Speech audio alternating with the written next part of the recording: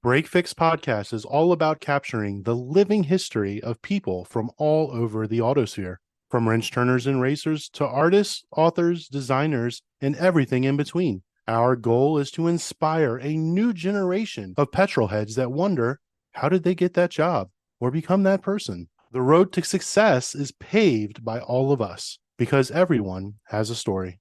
The following episode is brought to you by SRO Motorsports America and their partners at AWS, CrowdStrike, Fanatec, Pirelli, and the Skip Barber Racing School. Be sure to follow all the racing action by visiting www.sro-motorsports.com or take a shortcut to gtamerica.us. And be sure to follow them on social at GT_America on Twitter and Instagram, at SRO GT America on Facebook, and catch live coverage of the races on their YouTube channel at GT World. With over a decade of coaching experience at the Bondurant Racing School, our guest has worked with thousands of drivers. During every coaching session, his goal is to make you a faster and ultimately safer driver with a variety of techniques that he's picked up throughout his racing career. With over 100 professional starts, 29 podium finishes, competing in Trans Am, IMSA, and SRO World Challenge, coming up through the ranks at Bondurant, driver and coach Andy Lee made his move to pro racing in 2012 with the support from Chevrolet, Bondurant, and a Phoenix-based IT company called Best IT. And he's here to share his story with us on Break Fix. So welcome. Thank you, Eric. Thanks for having me. Appreciate it. So like all good Break Fix stories, they start with an origin. So let's talk about the who, the what, the when, the where, and the why of Andy Lee, the petrolhead. Did you come from a racing family? Definitely didn't come from a racing background. I grew up in Colorado, mostly in the town of Colorado Springs. I grew up there with my mom, single mom, had a little sister. We grew up with her brother, my uncle, and he was kind of like my father figure of sorts growing up. He was a huge motorcycle enthusiast, motorcycle racing enthusiast, and car racing too. But I grew up watching MotoGP, World Superbike, AMA Superbike, Isle of Man. Like, to me, those guys were gods, and that was the dream when I was a really young kid, to race motorcycles. Everybody in my family drove for a living though. My mom, a lot of the jobs she had were driving jobs. She drove heavy equipment and dump trucks and school buses and stuff like that. My uncle drove heavy equipment. So I was always around people that did it for a living, just not racing.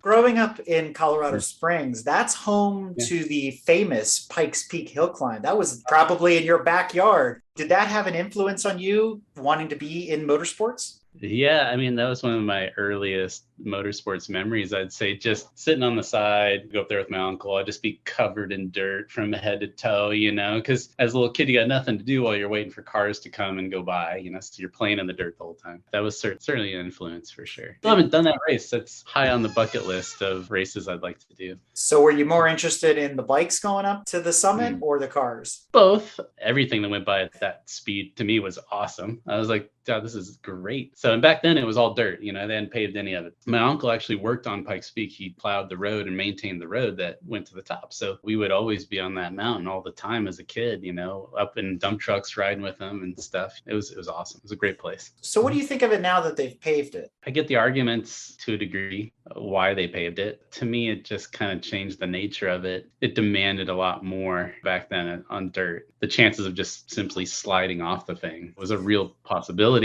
And so I kind of miss the intensity of that, where cars were just sideways the whole way up. I think the pavement has brought a lot more speed to the event. Obviously, it's faster. It probably makes it maybe even a little more dangerous, but I kind of miss the dirt days for sure. And a different variety of cars too, because now the front wheel drive guys can participate at Pikes Peak as well, right?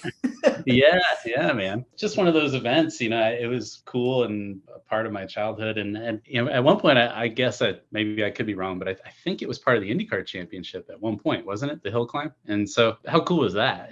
Back then when that was part of the deal. Like, you had to do well at Pikes Peak, on top of going to all these other tracks. They still do that. I believe we talked about that on a previous drive-through episode where a couple of the IndyCar drivers were going up in those open wheel cars. Still to this day, they're doing that. It's pretty incredible that's like tradition. It is. Yeah. It's a great event. Let's talk a little bit more about little kid Andy, the petrolhead, sitting on the sidelines of Pikes Peak. So when you got home, covered in dirt after you got out of the shower, what was the poster on your bedroom wall? I think when I was a little kid, I probably had a poster of a Lamborghini Countach, I bet. Nice. I bet that was probably the car, you know? And as far as like racers or drivers of that nature, I remember a lot of the MotoGP riders back then, like Rainey and McDoohan and those guys, probably like the guys next to the Countach, you know? Eventually, I started to fall in love more and more with car racing too. And my uncle would take me to racing events. They built this track, Pikes Peak International Raceway, PPIR, when I was still a kid. And Trans Am came there when Trans Am was still kind of at the tail end of that heyday where it was like Tommy Kendall and Dorsey Schrader and all those guys. We went there for that race and just came down to the last lap, last couple corners. I remember rooting for Tommy Kendall because he had this bright green all-sport car, you know, it was like the coolest looking car. And he got taken out like one of the last corners. One of those races where I remember being on the edge of my seat, watching till the last minute. I hadn't been engaged in a race like that ever before. And when we left that event, it was like, I want to do that.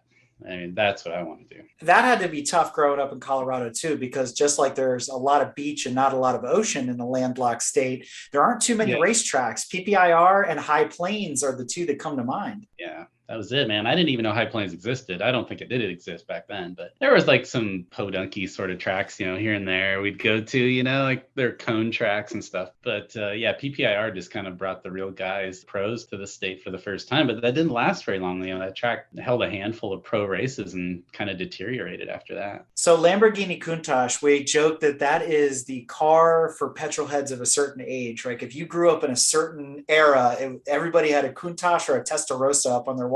And then there were the nerds like me that had a 930 turbo, right? Because it was right there kind of along with those cars. But I wonder, in your mind and in your imagination, or even today, is there still that car that you reach for that you go, man, that is the top of the summit. That's at the top of Pikes Peak for me as a car that you'd like to own or drive. What is that bucket list car? Or what is that sexiest car of all time? Oh, well, now you're talking about nerd cars for sure, because, you know, the car that I would love to own is very different than the car like that I'd like to race or be on track in, you know. But car I've always wanted is like a Datsun 510 station wagon. I've always loved that basic 510 body style. It's just, I love it. So that'd probably be the car I'd have, but that'd be very different than racing. A few laps of driving that on track, I'd be like, eh. Yeah, the 100 horsepower that it makes, it doesn't quite compare to what you drive on the weekends, right? No, I remember as a little kid too, one of my uncle's buddies had like a 240Z with the sunken headlights, and he had like racing harnesses in the thing, and I just thought that was one of the coolest cars too. I wouldn't mind, you know, one of those. Yeah, I guess closet Datsun fan, I suppose. So that money's no object car, what's that? Money no object, man. You know, it'd probably be, when I think of cars from my childhood, race cars, you know, like the Camel GTP cars. If money was no object, I know it's not new, but I'd love to have like that Jaguar with the rear wheel covers, and that would be the car I would. Oh, the XJ220, yeah. Yeah. There's a poster of it downstairs actually in my garage. Love that car. Excellent choice. So let's talk about how you went from the motorsports enthusiast as a kid to landing a job at Bondurant. What happened in between there? How did you end up at Bondurant? I had like a phase when I was growing up where I was always getting in trouble. I was a really bad student, terrible grades, struggled for sure. And I kind of like fell in with a bad group of kids. I started getting into a lot of trouble. I started getting suspended from school, eventually basically getting asked to leave, more or less expelled for lack of a better word, just because I had caused too many problems. And not like I wasn't violent or anything like that, or it just, I'd always disrupt class. I was a terrible class clown too, and just, or at least I thought I was. And so I eventually just dropped out of high school. And, you know, obviously there was no future of becoming some academic. There was no path going to college back then. I didn't know what I was going to do. And during that summer, a buddy of mine, one of the kids in that group, which wasn't necessarily the best kid in the world, like we were all kind of getting in trouble, but he had a garage and he was building his own car. He was building like a Fox body Mustang. And I was like, sounds fun. You know, I'm into cars and that'd be great. Let's do that. I got a kind of a junkyard Fox body Mustang, and we built these two cars next to each other and in his garage all summer, and out of junkyard parts and scrap parts. And when mine finally started, it burned more smoke and oil than it did gasoline, but it ran, you know, and that was kind of a cool feeling to take something. And at that time in my life, I wasn't starting and finishing a lot of things, you know, and to take that car from nothing and build it and finish it. And it ran and drove, and that was cool. So my buddy wanted to go to a mechanic school after high school. He also had dropped out of high school. We were both a couple of losers. And so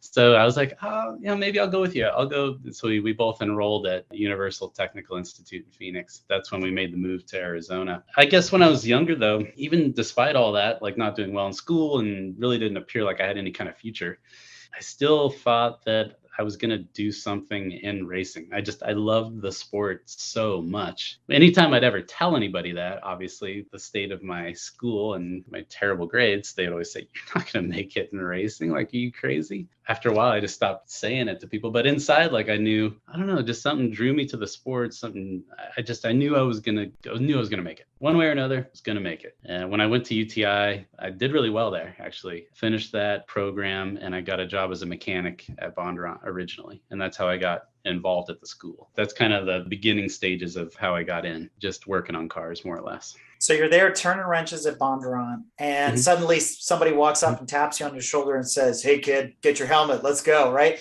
I mean, it can't be that easy. So how did you work your way up through the system being there employed at Bondurant? I was broke. And I think back then when you were an entry-level mechanic at Bondurant, I think my hourly salary was like $7.50 or something an hour. Barely enough to pay my rent. I always looked for like side job and working on people's cars for extra money on the side. And there was a guy that was a chiropractor by trade. His name's Barry. And he had a group of racing enthusiasts. They all had their own racing go-karts. It was like a little club that they had formed. And he needed somebody to help him prep the carts, maintain them, get them ready for the next event. And so it's like, yeah, I'll help you out with that. After work, I'd go over to his house and help get carts prepped and work on them and learn about them. And one day he was just like, hey, I can keep paying you to work on these carts, or if you have any interest in taking one to the track and racing one, I'll trade you, your time, and you can take one of the carts and go play. It took me about a millisecond to say, absolutely, yes.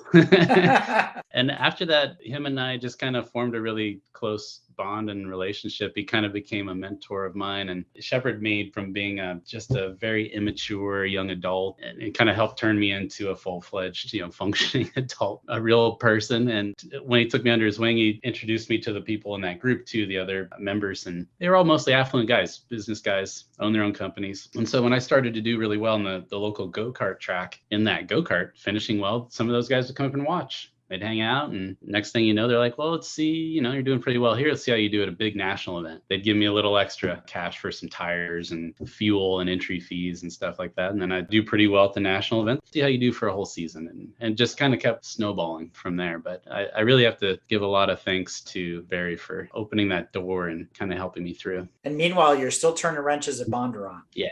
Still a mechanic. At the time, it was like a dream job to me. I would call my uncle. I'd be like, you're not going to believe I work on a car. As soon as I'm done, I get to go test it. I get to go take it out on track and drive the thing. Like, you're not going to believe this. I get to do that and I get paid for this. To me, it was just a dream come true. Yeah. And back then, what were they using for the school in terms of cars? Because Skippy always had the Miatas and the Formula cars. What was Bondurant using? I got there at the tail end of the Mustang phase. They were just kind of transitioning from Mustangs to the Chevrolet contract at the time to Corvettes. So it was good times. And the Mustang days back then, because we got all those cars for free, like Ford just gave them to us, hundreds of them. The whole place was just covered in Mustangs. After hours, too, things would just get out of hand. Other coaches and instructors that worked at the school and some of the mechanics, and we'd go out on track and race each other all the time, bump each other and hit each other, and then come back into the shop and try to patch it all up and get ready for the next day so nobody would notice. I got a tremendous amount of seat time just learning from those guys playing around. So at some point, somebody did tap you on the shoulder and said, Andy, we need you to coach. So how did that happen? Yeah, at the school, we'd have these big corporate events a lot. And so companies would bring out 20, 30 employees or management team, something like that. So those type of events, they always needed extra helpers. So there just wasn't enough instructors to do the normal class load and then also take care of this big group. And the type of drills that the groups would do are very basic stuff, autocross, driving go-karts. And so they'd always pull a couple of guys out of the shop to help, just shepherd the guys, people around, move them around to one event to the other, and give them little brief ground schools on how to get in and out of go-karts and, don't hit cones. And this is how you buckle your seatbelt, like basic stuff. So I started doing that a lot at the school. And eventually one of the instructors noticed that I could speak okay. Like I talked to a group. I wasn't afraid to talk to people, and my ability to get in front and talk to these groups of people allowed me to kind of get in the door as far as coaching more and more and more. It just kind of grew from that point on. There's something in this story, though, before you became a pro that is near and dear to my heart. Growing up in a Volkswagen, Audi, Porsche family, I was looking at your resume, and buried in there, it says Volkswagen TDI Cup. So how did you get absorbed into that? Was that your first time, let's say, pro racing, or was there an opportunity before then? That was the gateway. Right before that series started, I had just won a karting title. I'd won this, what they call the Florida Winter Tour, which is like this big off-season racing series. After I'd won that, I found out that Volkswagen was looking for people to send in videotape of yourself, kind of just explaining what you've done. And they wanted kart racers and club racers, autocross racers. Like, as long as you didn't have any pro racing background, they wanted you to kind of submit a video about yourself, and if they liked you, they would invite you to a big tryout. Eventually the faster drivers would get to compete in the series. I did a video, and at the time Bob at the school had this Volkswagen thing, and it was always parked in the little museum of the school, because the way he tells the story is he used this Volkswagen thing to lay out the track configuration for the school track when they moved the school from Sonoma to Phoenix. So this thing's just been sitting in this museum, hardly ever even started. I got the thing started, drove it up, put that in the background of my video. I was like, well, at least if I put this Volkswagen back there, maybe they'll at least notice my tape. I guess it worked. And so they invited me out to do the tryout, which coincidentally enough ended up being right next door to Bondurant. So there's a couple different tracks that are test tracks, if you will, or like club racing tracks right next to the school. And they held the tryout at one of those tracks. I'd driven that track a million times. I have tons of laps on that track. So it was like, I couldn't believe how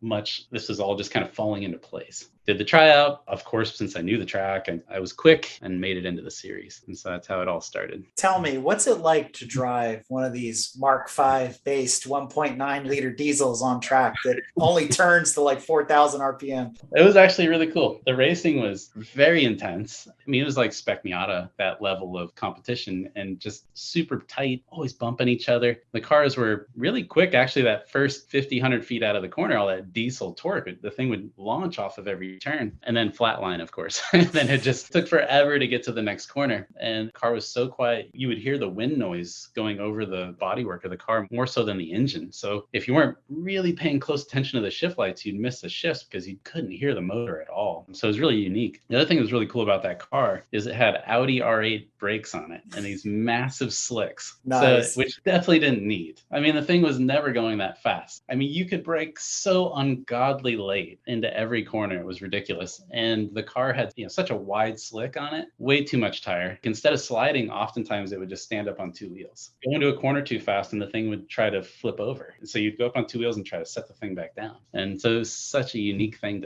to drive around. I loved the series. It was great. Not too much lift throttle oversteer there then. No, not at all. But that being said, that was an interesting series though, because like from the East Coast, we had names like Tristan Herbert in the VW TDI Cup series. So I'm wondering, did you start to develop friendships during that time? Names of folks that we now see in the paddocks almost every weekend. There's a few kids. I say kids. We were young back then. But probably about a handful of us that I still see about everywhere I go. Josh Hurley's one, kind of competes fairly regularly in like IMSA and SRO. The Pombo brothers, Mark Pombo, and his brother didn't compete in it, but Mark competed in it. Got used to seeing those guys around the paddock. I'm trying to think of anybody else that really rose to the top. There's definitely a few others. I'm just blanking on some names right now, but it's a tight little circle of people. And I guess the people that were most influential to me were the ones that were running it. At the time, it was Mark Miller was a really successful off-road racer. Raced the Volkswagen Tour rigs with Red Bull and did like Dakar rallies and Baja. And his partner, Ryan Arciero, which was another very successful off-road racer. And then they hired Jan Halen, who was like our driver coach for the whole series. So I'd see those guys still from time to time. And they really changed the course of my professional racing life. They taught me what it was to be a pro, how you handle yourself, not only when you're out on the track, but how to look at your data and how to prep for an event and, how to treat people around the paddock. And it was just such a cool series for a lot of us in that way. Well, that's a great segue to talk about your transition into pro racing. So for those that are unfamiliar, we're talking about the TDI Cup. That ran ran from 2008 and 2009, but you didn't hit the pro stage until about 2012. What did you do for those couple of years there? Was it all prep to go to the big stage? Were you already working on that? Was somebody mentoring you and bringing you up? How did that transition happen? Finished second in the championship in the TDI Cup in 2009. And then it ran actually one more season in 2010, but I was too old to compete. I didn't start racing go-karts till I was 20. The age range for the TDI Cup, I think it was 16 to 26. So after I finished second in 2009, I turned 27 and I couldn't compete anymore. But Mark Miller and Ryan asked me to be like a coach for the series. So like a peer to some of these other guys and help them through the series. And so I did that in 2010. But I don't know, it was kind of a dark period because I thought, I did really well. I almost won the championship and now I don't have a ride. I didn't have a ride for, several years. And I thought maybe that was it. I thought I got a taste of it. It was great. But I thought, now real life sets in and better start paying the bills. I just worked. I worked at the school and I coached and I still worked on cars from time to time. And then, right around 2011, towards the end of 2011, the school took in a shipment of Camaros. And so there's a good story here. So at the time I was coaching and we would do these hot lap deals for like big groups of people. So like big corporate groups come like 100 people. We would just do hot lap after hot lap after hot lap, just cycling people out of the passenger seat and giving them just a thrill ride around the track, basically. One of the days when the new Camaros were delivered, we're like, all right, let's use the new cars. Let's get the new Camaros out there. Going into the very first turn with my very first passenger, it was like a 10-year-old kid. I hit one of the apex curbs and all the side curtain airbags went off in the car. Like, didn't hit anything, but just scared the crap out of both of us. And come to find out, this became an issue with that first generation of Camaros. If you go on YouTube, you can find guys that are out drifting in parking lots and all of a sudden all the airbags go off in the car. Some sort of sensor in that safety mechanism in the car was really sensitive. And they sent out engineers. So I was the first one it happened to at the school. So they thought I had done something wrong. So they're trying to blame me, like, well, you must have done something. You must have done something. These things just don't go off. A couple weeks later, another one went off on one of the other coaches. And then a couple weeks later, another one goes off and it started to become a thing. So these cars just sat in the back lot of the school while they were waiting on Chevrolet to decide what they want to do with them. And then after a while, Chevy's like, yeah, you guys are gonna have to pay to fix them. You're gonna have to fix them on your own. And so to replace all the airbags and replace all the interior, it was like, I don't remember the exact cost. It wasn't worth it, really. They were gonna sell them. I was like, I'd met a gentleman that owned this IT company that you mentioned in the intro. His name was Harry, and he was interested in going racing. I just didn't kind of know at what level. He had bought a Baja buggy, and we went and did Baja 1000 together. And he's like, I want to get into sports car racing. I was like, well, there's these cars. They're sitting out back. I think the school wants to part ways with them for pretty cheap. We could turn those into race cars. We could run them in World Challenge, And there was a couple other Camaros competing in the series already. So he was like, yeah, let's do it. So that was it. Myself and a couple other volunteer guys from the shop, we stripped them down, we built them ourselves, and then entered the series the next year. When you got there, when you got to World Challenge, what did you realize was different? And people think, that maybe they're working through SCCA, they're doing NASA, whatever. I want to go pro. And when you go pro, what are the things you're faced with right away that are maybe those culture shocks or those things you have to adjust to almost from day one? I don't know if I was shocked as much as I was just so happy. I was so stoked. Could not wait to get out on track with all these guys because I guess I was just blindly confident. And I thought, if I can get out there, I think I can compete, And a lot of that confidence, I think, came from the TDI Cup. Been around a lot of guys in that series and I'd watched what they had done in the years after that. So I was like, I think I can do this. And I'd say the hardest part, though, the part that you don't think about is all the stuff that happens off the track. The amount of time that goes into prepping and getting the car ready and all the setup stuff and having the right people around. Because once you start operating a team, it's like operating a small company and it's trying to find the right fit for everybody to get the most out of this car once it finally hits the track. That was probably the hardest part for sure. And really kind of not understanding how expensive it really was. I had a kind of an idea and I tried to tell Harry and a couple of the other sponsors that we had at the time, what I thought it was going to cost, but it's always a lot more than that. Trying to raise money was, I'd say, the biggest challenge of it all. You've been with what's now called SRO. Many of us still refer to it more intimately as just World Challenge. It's gone through many name changes over the years, but you've been with SRO for, let's say, over a decade now. What's it been like as it's transitioned from Pirelli World Challenge and speed and all these different kinds of things? How has it changed? How do you see it continuing to evolve? In the early years when I competed, it still, even though it was considered pro racing, it kind of had a club feel to it. Felt very modest. You go into the World Challenge paddock and sure, you'd have real time, you'd have Cadillac, you'd have some real players in the paddock, but you had a lot of teams like us that were just very low budget, single car trailer, with everything stuffed in there and a couple easy ups, and stuff. So back then it felt more of a relaxed sort of place, I guess. And it's become a lot more serious and probably becoming more equivalent with kind of the way an IMSA paddock feels as the years go along. It's getting more professional, if you will, but also a lot more expensive too. The budget that we were working on back then was a fraction of what it costs to do today. So it was accessible back then for somebody like me. I could go out, as a Bondurant coach, like I'd meet a lot of people on a weekly basis that were into motorsports. A lot of the people I would end up coaching at the school, I'd say, hey, if you pitch in 10 grand, we'll give you the side of the car for the weekend and you can come in and hang out with us. And I had so many great sponsors that they just wanted to go hang out for the weekend, drink beer, smoke a cigar in the paddock and watch their car go around in circles. And it was very affordable for those kind of guys to get in. But now it's quite a bit more. It's just different. The competition's, I'd say, is risen a level. I'd say now for sure there's a lot of guys and girls too that are just extremely fast. It's getting harder. Yeah, for sure. And there's an interesting blend too, because a lot of the, let's say, bronze drivers that are in SRO are former gold and platinum drivers from other disciplines, right? So now you've got this interesting mix of people in the paddock. And I think what's kind of funny about this is probably on both ends of the pendulum. In your early days, Andy Pilgrim was there at the Cadillac, and now he's back with other cars 10 years later, but he's still roaming around the paddock hanging out with everybody, which is pretty cool. Yeah, it is. It's different. Back then there wasn't any driver ranking system, the metallic ranking. It was everybody just raced against everybody. Amateurs, pros, we were all in the same bag out there, all racing against each other. And it was cool. And I do miss that to a degree, even though now it's kind of more separated. It was a lot of fun. It was a great place to be. So you did some time with IMSA as well as Trans Am. So how do those compare and contrast to World Challenge? Done a little bit in IMSA.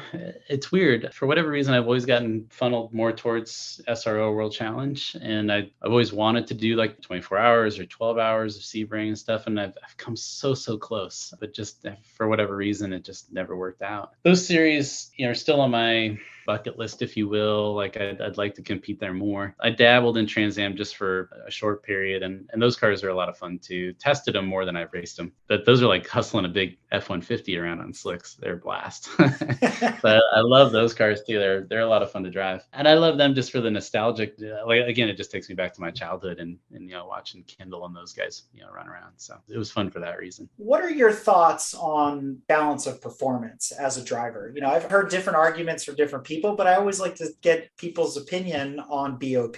Yeah, I don't know. It's gotten a lot better in recent years. I'd say in the early days when they first started, back when we first entered the series in the Camaro, it seemed like it was a work in progress. And every weekend, it seemed like the scales would move drastically. So you'd be super competitive. And then all of a sudden, you can't even break the top 15. And then all of a sudden, you're back at the top again. And you really just didn't know what to expect. I guess the unpredictability of it in the beginning was a frustration, but it seems a lot better now. I don't know how you would ever make all these cars perfectly matched. There's always going to be some car that's going to be a little stronger somewhere. I think that's kind of unavoidable, but at least in this year and maybe past couple of seasons, it's not too bad. It's not too bad now. It's allowed some of the other manufacturers that maybe would have struggled with certain cars enter the series and still be competitive. It's leveled the playing field a bit. It's a frustrating thing no matter what. The racer inside of you, like especially the mechanic inside of me, just wants it to be no rule. Build the fastest car you can build and let's go. Line them up and let's see not only who can drive them the best, but which team can build it the best.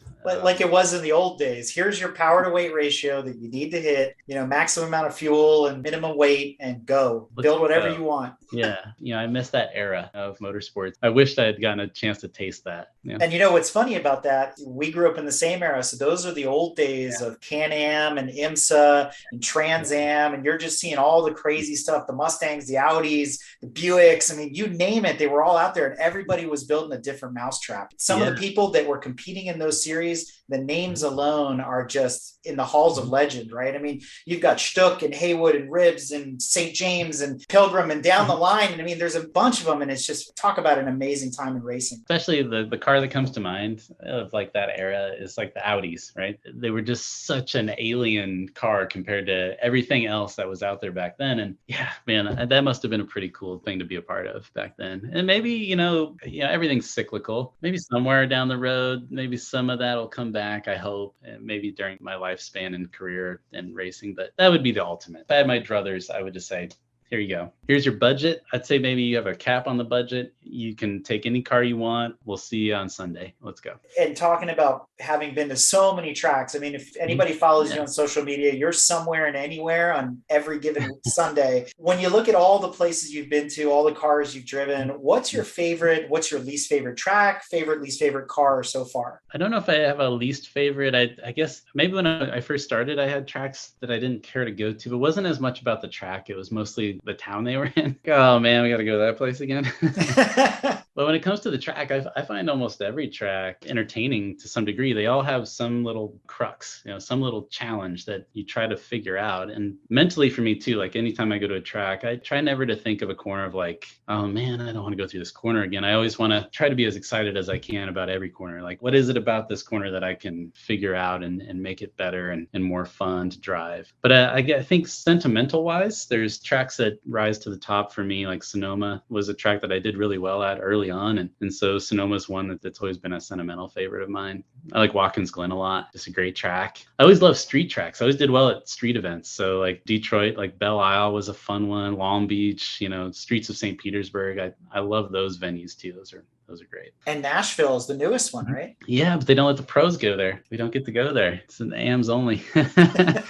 I know. I'm like, come on, just let the GT4 America go there, please. I'd love to race there, but not at the moment. During this last 10 years, obviously you've continued to come up through the ranks, and now you find yourself racing for the famed Flying Lizard Motorsports. Yeah. So people might recognize Flying Lizard going back many, many years with their winning 911s and Audi R8s, and they've got some other cool cars in the stable for sure, and we'll talk about them. But how did you end up at Flying Lizard? This goes back to Bondurant. There's kind of like this brotherhood of people that have been instructors at Bondurant. We're everywhere, and every time you meet one somewhere, it's just nothing but great stories and camaraderie. And Darren Law, one of the owners of Flying Lizard, was, he worked at Bondurant as an instructor, and he actually, while I was still there as an instructor, he came back and became the general manager of the school for a short time. Him and Johnny O'Connell both. I've always wanted to drive for Flying Lizard. When I worked at the school and Darren was still racing full time for that team, I just thought that was just the coolest thing. It made it seem realistic. My dreams of becoming a race car driver, I was like, well, Darren Law did it. And,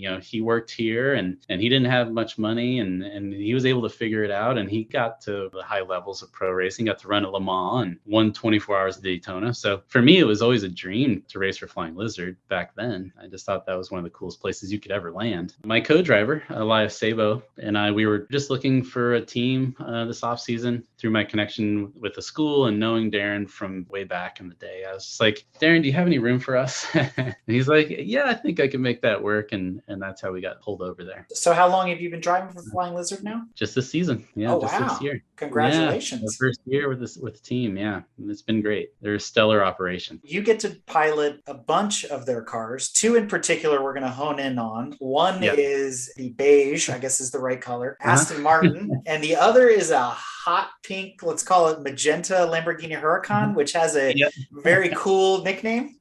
Yeah. We'll talk about the Lamborghini, right? We'll come back to the Aston. So we like to call the Aston color like a tactical tan, right? Because it's 511 tactical, so it sounds a little sexier than beige. But the other driver, I don't get to race that car, but I'm coaching him. His name's Slade Stewart. He's had that livery on a few other cars he's owned. I've coached him, in those cars prior to joining Lamborghini Trofeo. And it's just kind of coincidental that he ended up with Flying Lizard also. But I don't know where the name came from. So one day he's just comes up to me. He's like, we're going to call the car Sparkle Farts. And I was like, okay, sure.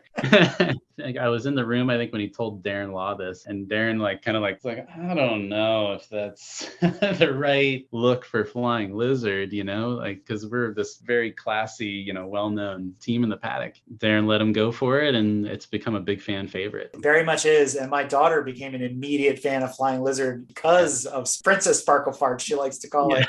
So, I mean, and it was a hit too, watching her walk around the paddock with the pink tee on. Everybody's like, oh my God, she's so cute. She loved it. it. I've been showing her other races online and stuff, and she's hooked. And just like we were talking about with you, sitting on the edge of Pikes Peak watching the cars go by, it's the same for her. Now she's a fan and she's into motorsports. And sometimes it's just that getting out over your skis that makes all the difference for the next generation. And once you have a rooting interest in any sport, once you're attached to something, a driver, a player, whatever it is, I mean, it just changes the whole dynamic. 100%. And I mean, for your listeners that don't know what the car looks like, it's bright pink and it's got unicorns on the side of it. I mean, it stands out. The livery was designed by his daughter. So Slade's daughter came up with the look. You know, the way the story goes, like he was going to let each one of his kids design the wrap. You know, they would alternate every year. His daughter would design it one year, then one of his sons would get to design the next season, but pretty sure that design's not going anywhere. I think that is going to stay. So I'll let the kids design a wrap on something else later on. It's a pretty popular car. The kids, I mean, they love it. And so at the last event, he did this really cool deal where he bought like 40, 50 stuffed unicorns and some tiaras with unicorn, you know, horns on them, and started handing those out to the kids too when they come over to look at the car. And he's definitely doing his part in converting young kids to racing fans. I mean, which is what the sport needs desperately. It needs young fans to be attached to it. Let's talk about your tactical khaki beige Aston Martin. So what's it like to drive that thing? Tell us about the Aston. I love the car. I don't know, in recent years, and this kind of goes back to our previous conversation where we were like, things have become very uniform. Like all race cars are mid-engine now. They're all mid-engine, Porsche's rear engine, but everything's got that same sort of setup. And there's a Mercedes, I guess. There's a few outliers. I've always been a huge fan of front engine cars. I love the way they drive, the way they handle. We switched from driving the Audi R8 GT4 last several seasons to the Aston, and I was excited about that switch. I love the car. It's probably one of the best GT4 cars I've ever driven, and I've driven a pretty good number of them. But it's a great car for an amateur driver also to really get comfortable. The speeds that a lot of these tracks demand. It's cool, man. You feel like James Bond for sure in that thing. It's just cool looking. Like I just love the way it looks too. And it sounds good, and it does all the things that it's supposed to. But going back to our conversation about balance of power, let's talk about the Aston versus the Mercedes, because there seems to be a pretty good rivalry there in World Challenge between the two marques. And I always feel like the Mercedes is just this massive torque monster. Like it's got you on that low end grunt. Is that how you feel about it? Or are they pretty close?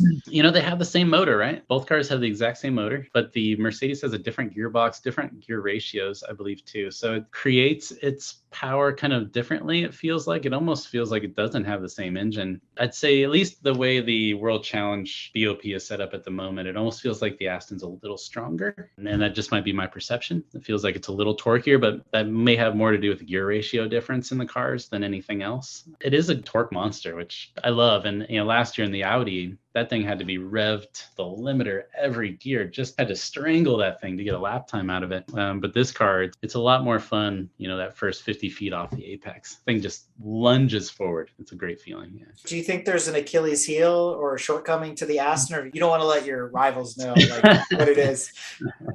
I don't know. You know, there's cars in the series right now. Like I for sure feel like, you know, if you were to have like a category for horsepower or like straight line speed, and a category for braking, a category for like corner speed, apex speed, and you were to put everything on that chart, I feel like the Aston's like an A- at almost everything. There's a few other cars that are like an A+ in a few categories where it's a little bit stronger than us in places. Like I feel like the Porsche is a little better than us in a few spots. And lately the Supra's been really strong and really fast in a few places. It feels like we just can't quite measure up. But over the course of the whole season, it just feels like we're pretty strong everywhere though. So it doesn't actually have much of a weak spot, at least nothing that's like glaring. You know, I don't see you turning wrenches in the Flying Lizard paddock, or although you maybe you do in the evenings, you know, behind closed doors or something. But I do want to ask about setup. No secrets here, but you know, nowadays you talk to a lot of drivers and everybody says, "Oh, we're driving off the front wheels of the car." Nobody likes to run them loose anymore, like in the old days. You know, just kind of rotate them through the corners. What's your driving style? Do you run off the front? Do you like it a little loose? Do you want to keep the car totally neutral? How do you tell your engineers how you want the car to run? When I was moving up into racing full-size cars, you know, all of my seat time came at Bondurant primarily driving Mustangs and Corvettes and later on Vipers. So all front engine stuff. And so I really got comfortable with a car that understeers and pushes. I wouldn't say that necessarily that it's what I love. It's just that I've adapted to it. I like a car that's just slightly on that understeer side of the curve.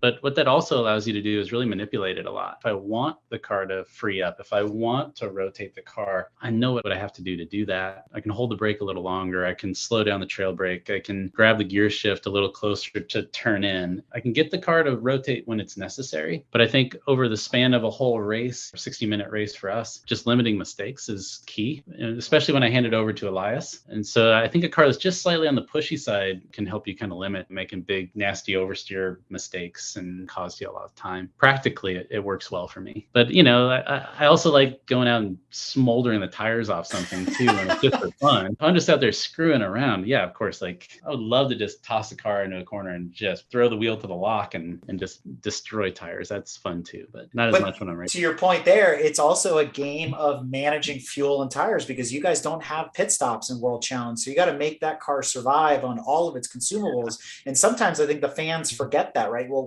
why didn't he take that pass or challenge that guy? And it's like, it's all a game, right? It's a game of chess. Yeah, it is. Yeah. And especially when you're dealing with a co-driving situation. Road America, I had a bad start. I lost a few spots and I made up a couple and I got to like fifth, and I'm just kind of stuck there. Guys in front of me are all pretty equal. Nobody's making any mistakes. We're all just kind of turning laps. But the cool thing now is Elias has risen to a level where I know which AMs he compares to. And so I can look at the cars ahead of me. I can say, well, I know Elias is faster than that AM. I know Elias is faster than that guy's co-driver as well. So I don't have to take as many risks sometimes. So like you're saying, like when somebody's sitting there on the sideline, why isn't he trying to go for a move or something? It's like, well, I think the best bet for me is just to let Elias go out and beat some of these guys because I know he's better and not take the risk, So it's cool to play the strategy sometimes too. Now that you've been with Flying Lizard for an entire season, why don't we look back over the 2022 SRO World Challenge season? What are your thoughts going into next year? It was nice at the final weekend to get a win, to finally get to the top, not only in our class, but to get an overall win, even against some of the pro pairings. Congratulations. Yeah. Yeah, no, it was fantastic. Unfortunately, I followed it up on Sunday with one of the biggest mistakes I've made in my career, and turn one on the race start. It's something I'll learn from, of course, and move forward. But I think the season as a whole, we came away with 9 podiums out of 14 races. And it seemed like every weekend we became more cohesive and just everybody just started to click on all cylinders. I mean, the car just got better and better and better and better. And a lot of that's because of our extremely talented engineer, Owen Hayes, unbelievable guy. And I tell him what I need and he just always figures out a way to give it to me.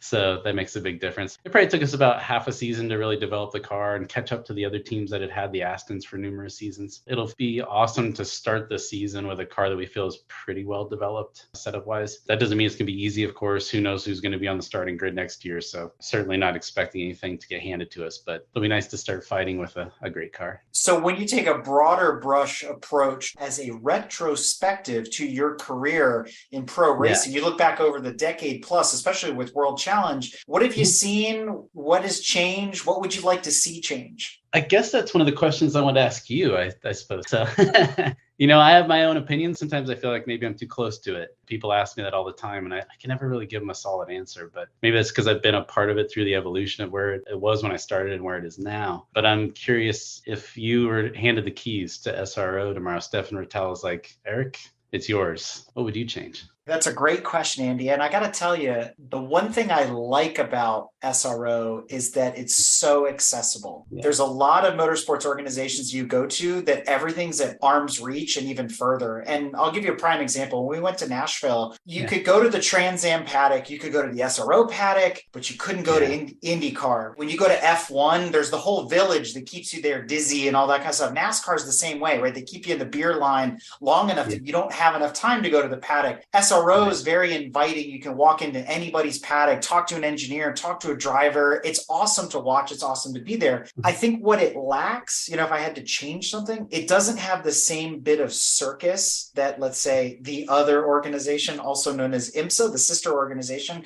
or the cousin organization, has. IMSA has just a lot more fanfare to it. It has sort of that Olympic Village feel like F1 has, but it's still inviting. You can still be there in the paddock walking up and down at Petite or at Daytona 24, things like that. Sports car racing as a whole is one of the best places to be. The multi-class racing is awesome. There's just so many things going on in the day. What would I change? I don't know. Maybe I'd like to see more booths, more things for my kids to do while I'm there, to keep them distracted or something, but also to just kind of break up the day other than just races breaking up the day. I think that would be the biggest thing. I appreciate that. And I'm curious also, that's kind of like the interaction part of it. Would you change anything on track as far as watching the races? Yeah, I'm not a big fan of the restarts. Having sat in several of the drivers' meetings this season, I was confused. And watching it go on, I was even more confused. I'm like, why do we have to regrid? Why do we have to have this separation? You look at a WEC race or you look at an IMSA race or something else, you restart wherever you were when the flag dropped and you continue on with life. That whole restaging of cars to me feels like you're stealing time from the session, but you're also taking away at least 2 laps from the fans as they're watching you guys kind of basically grid up while you're rolling. It's just really weird. I'd agree with that too. There's another rule, and I know that the race directors during our meetings have talked about wanting to change it over the offseason. I hope they do. The other problem with the restarts and SRO is that you're not allowed to overtake until you cross start finish. Yeah, that's true too. It's a little strange. And I hope they change it. I'm in the mindset that just look, the green flag's out, it's go time. Like, it's racing, the flag's waving, you can pass, right? Yeah, exactly. We all learned that go-kart racing. Yeah. Doesn't matter how far back you drop it. You can see that flag drop. It's good to go.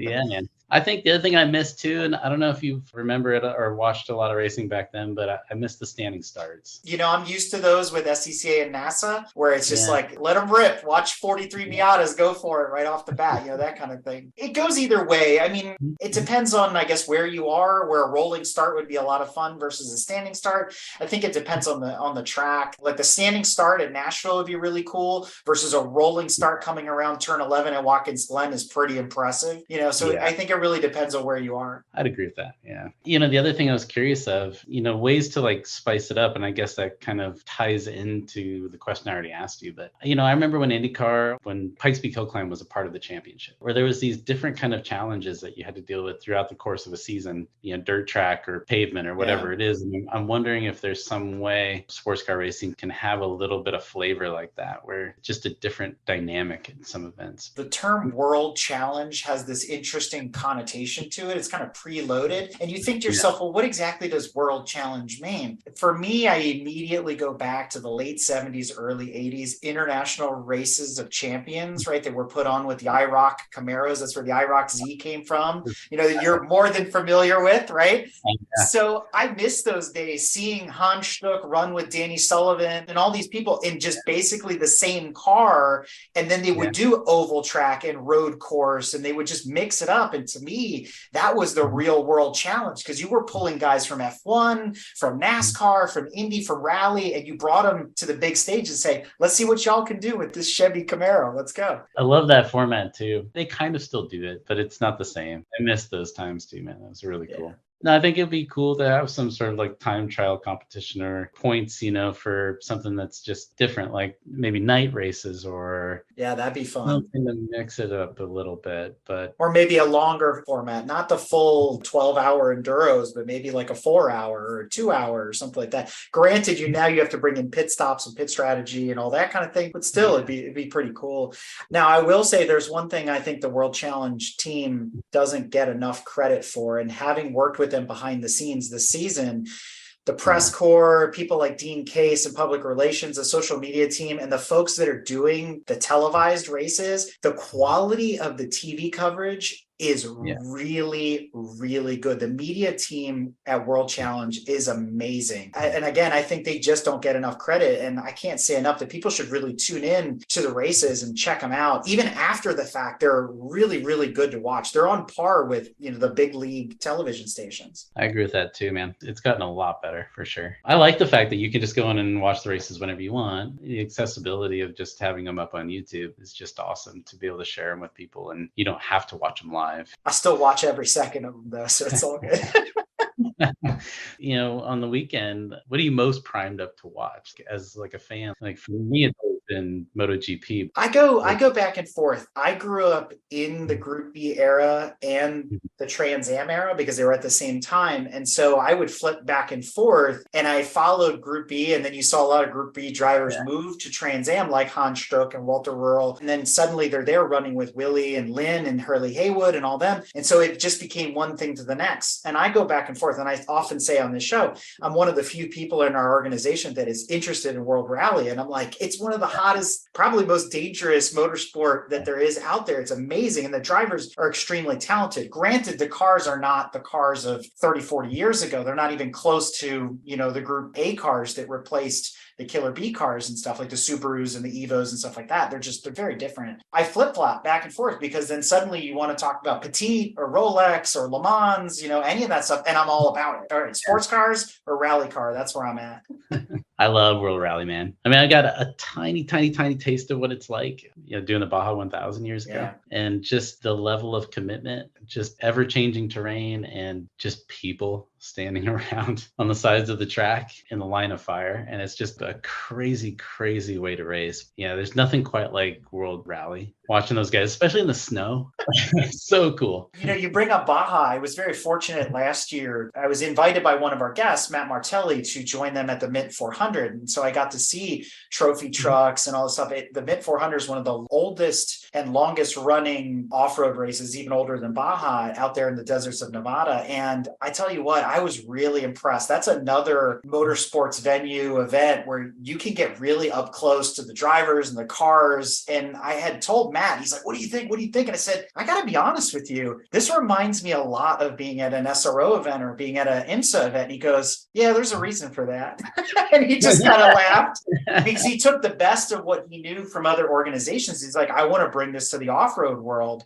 And they did a masterful job, and it's a great event to go to. Yeah, I've been to that once as a crew guy. I was just a fuel guy for one of the teams, but the beginning of the event's cool, downtown, Las Vegas, and old town Las Vegas, and all the cars coming through. It was really quite a experience. It's cool. And spectator-wise, it's tough. You see about 100 feet of the race, but outside of that, it is such a cool deal. I love it. We're going to switch gears here. So I don't think people realize how busy drivers are. I mean, there's so much stuff going on during the weekend, especially you with a co-driver. I mean, you could stand there in your guys' paddock and you guys are buzzing around, practicing driver changes, looking at data, all this kind of stuff. But when you're not at the racetrack, you got other things going on. You're volunteering your time, you're still coaching, things like that. And we did an episode prior to this one with your friends over at Open Track, and you were working with them as their pro coach, talking to folks like, many of our listeners that are in the HPDE and track day world. So I wanted to get an idea of what you do when you're working with people in the grassroots motorsports world, and maybe what are some of your top tips for those folks? It was a cool experience getting to work with those guys. That kind of came around during COVID. A lot of the tracks were closed. And so sitting around my house a lot, and they were like, hey, we'd like you to coach our members virtually. So I was like, yeah, that sounds fun. I started to work with a lot of people that were, just getting into HPD or track day events, most of which had only maybe done one event or two events. Like most of them were very, very new. What was surprising to me is these people are driving 5, 6, 7, 800 horsepower cars with no training, nothing. A lot of them had never been to a racing school. A lot of them had never had a coach other than like the one that's provided at a track day event, that's kind of like somebody that's had a few more track days than you have. And they're trying to help guide you around like the basics, That was shocking. I was like, wow, okay. It was pretty cool to get a chance to give them some of the really important information, the things that can really keep them safe, prevent a big accident. And a lot of that stuff is pretty simple things, but until somebody tells you, just don't know. Yeah, I think the biggest piece of advice when I'm talking to somebody that's new to the sport, it's not a profound thing to say, but how much this all comes down to just your vision, how good you are with your vision. I know that that's so easy to say. And a lot of times I get eye rolls when I tell people that when I'm coaching them. I'm like, well, we're going to focus on your vision. But, a lot of times it's the determining factor between getting through that corner safe, getting through that corner fast, or versus not making it at all and making really poor decisions. You really always start there. That's the tip of the spear, if you will. And then you kind of work your way from there. So what about top tips for those of us been doing this forever and we just want to go fast? Give me a scenario. There's always Broad. little tricks and things you've learned, Yeah. being a pro racer that you could pass on to those of us that are, still struggling through the lower ranks. Yeah. Brand new tires is always a cheap, well, not a cheap way, but an easy way to go fast. You mean those $25 that, leftover Hoosier scrubs is not a good idea? No, not necessarily going to improve your time every time. But let me put it this way. What is one of the things that you find that advanced drivers that have been doing this for a while maybe still need to work on, or something that they've taken for granted that was fundamental from the early days? And you go in, and if you just did this, and it's not vision, right? It's something else that they could probably work on, which would tidy up their lap. Well, there's a couple things. There's one that's off the track and one that's on the track. Okay. So I'll do the one that's off the track first. So as a mechanic, kind of know my way around a car for the most part. The prep jobs that I see at track day events on some of these cars, I'm like, my God, I'm shocked that you get around the track, let alone trying to go fast in this thing. I think a lot of drivers just don't spend nearly enough time like in the garage, and obviously like, when you're doing this for fun as a hobby, you got kids, you got work, it's hard to carve out a big chunk of time to go through your car properly. But I'd say a lot of drivers that I've worked with, I've gotten in their cars, I've driven them, and I'd said, man, okay, we're gonna have to adjust that shock. Okay, we're gonna have to adjust that sway bar, like that's way off. Where's the brake bias knob? Like that's way off. There's all these little things that are just not set right, and they just got used to driving the car that way. I'll go through and try to mix it up and change things, and they get in the car, they're like, oh my God, like I had no idea that this car could be this good. I'd say that's one trick. Have somebody that's got a lot of experience, like a really good, it doesn't have to be a pro driver, but just, there's a lot of guys around the paddock that are savvy on setup. Have one of those guys drive your car, man. Hand the keys to one of those guys, let them go out, play in the car for a bit. You learn a lot. And obviously we do too, like when we're racing at our level, when we have teammates, we're always learning from each other. And so if you're just going out there trying to do it all on your own, sometimes you're going to miss some things. You want to have somebody to bounce your ideas off of and see what they think. The thing on the track that I run into, even with really experienced guys that have been going to HPD Racing Club for years, is braking. Most of the drivers I work with struggle with braking, proper like braking technique. I spend a big bulk of my time when I'm working with somebody for the first time really just trying to break habits around how to brake, how to brake properly. In addition to all the things you're doing and your extremely busy schedule, we did some digging, and we also came to find out that you're behind the group track record. And for those that are unfamiliar with that, what's it all about? Yeah, track record was started by a friend of mine, Kai Goddard, and I. We came up with the idea based on input from people that were going to HPD track day events that were looking for a high level of coaching, but just didn't really understand where to find that kind of driver coach, whatever you want to call us. Somebody that has maybe experience in GT4 cars, high-level GT3 cars, race cars, if you will. We thought it would be cool to come up with a place where people could go and they could source, a coach, they could vet them, they'd see their profile, their experience, everything they need to know about somebody, and they could hire them off the website rather than through a friend of a friend of a friend of a friend to get to somebody. When it comes to driver coaching, it can be expensive to hire somebody like myself. We wanted to have coaches all over the country just so that we could minimize the travel expense to have somebody come out to an event and work with you. So yeah, I was a part of starting it with Kai. I'm not as involved with it as I was at the beginning. Kai's running that company now, but it was exciting to start it with him, and I help out whenever I can. It's not an HPD organization. It's more pro coach for hire. Is that what I understand? Yeah, it's just basically a place to find, pro level coach. And I think the industry needed it for quite a while. They needed somewhere to go to find it. So yeah, it's been doing really well. If somebody asked you to convince them to come into racing, starting at the HPD level, what would you say? What's your 30-second elevator pitch? How would you motivate them to get up off the couch, get their car and come to the track and drive it the way it was intended to be? One of the things for me that's important when I talk to especially younger kids, people that have an interest in getting into the sport, I think there's this misconception that you have to be rich, have to come from money, you have to have all this stuff. And I didn't come from any of that. And I know a lot of drivers that didn't come from any of that. I like representing for that group. If you want to get into this, there is a way to do it. And it may be a little harder pathway, but if you want to get into the sport, like the sport wants you. We need drivers from a diverse bunch of different backgrounds. And so I think when kids come up to me, they're like, yeah, I race karts now, but I just think my family can afford it, or we can afford to go to the next level. It's always a bummer for me to hear. I always like to tell, you'll find a way. If you're persistent enough, if you dig around this paddock enough, you stay involved, like there's opportunities out there.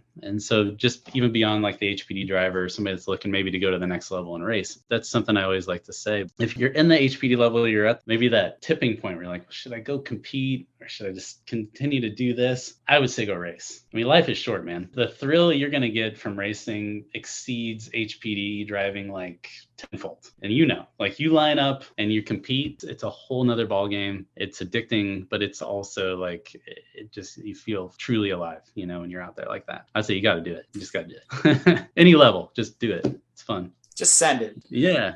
So the big question, what's next for Andy Lee? I thought about a few different angles on it. There's always like the what's next after, because you can't race forever. Like there's always going to come a time when you have to hang the helmet up. I don't know how long that's going to be. But, I think my passion, even since I was a little kid, has always been motorcycles. I have 3 of them in the garage downstairs, much to my wife's dismay. I would love to do something in the motorcycle realm. It would be like my next move. I don't know quite what that's going to be, but I've always loved it. I still watch MotoGP. It's just my favorite thing to pay attention to. On the track, I'd say I would love to go to do the big events like 24 Hours Daytona, 12 Hours Sebring, like the Petit Le Mans, get the chance to maybe one of these days go do 24 hours at Le Mans. I mean, those items are on every driver's bucket list, certainly on mine. And from a more sentimental side, Pikes Peak Hill Climb is also on that list. So getting a chance to do that event would be great. And I know I bring him up a lot, but if you get a chance to go back and listen to Andy Pilgrim's story, he got his pro seat at 40, so you're still in time.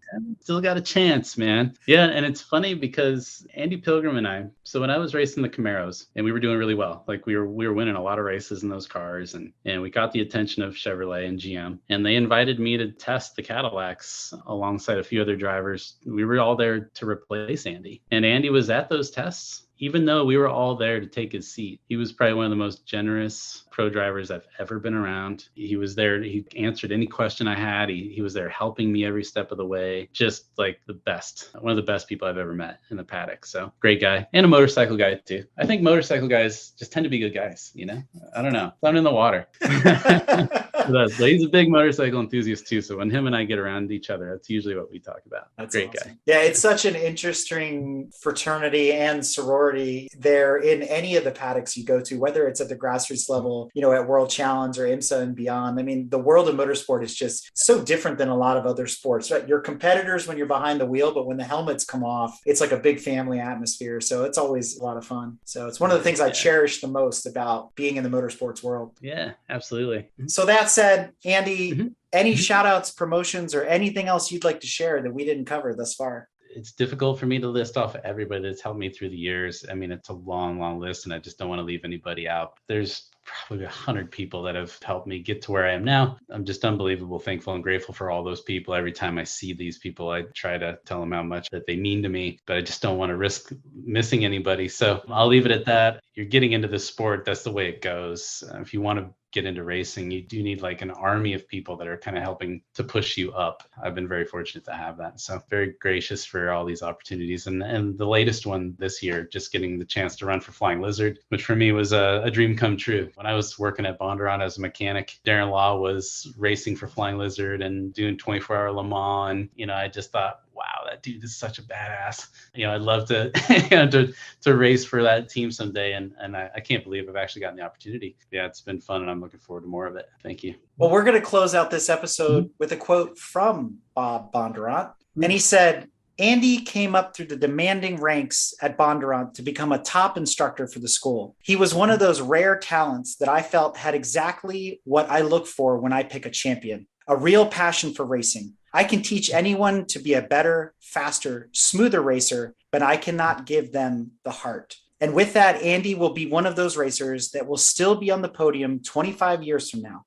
So to learn more about Andy Lee and to keep up with his progress on and off the racetrack, be sure to log on to www.andyleeracing.com or follow him on social at Andy Lee Racing. And if you have some extra time, be sure to check out his YouTube channel as well. So, Andy, I cannot thank you enough for coming on Break Fix and sharing your journey with all of our listeners. And I got to say, coming up from that kid on the sidelines there in Colorado Springs at Pikes Peak, picking yourself up from your bootstraps, working through as a mechanic, and now being in the pro racing for 10 years plus. I mean, I can't wait to see where this goes. And if you land yourself a spot in MotoGP, that would be amazing as well. So all of us here are definitely rooting for you. That would be incredible.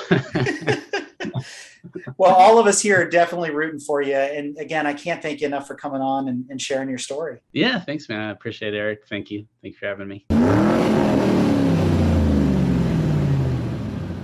The following episode is brought to you by SRO Motorsports America and their partners at AWS, CrowdStrike, Fanatec, Pirelli, and the Skip Barber Racing School. Be sure to follow all the racing action by visiting www.sro-motorsports.com or take a shortcut to gtamerica.us. And be sure to follow them on social at GT_America on Twitter and Instagram, at SRO GT America on Facebook, and catch live coverage of the races on their YouTube channel at GT World.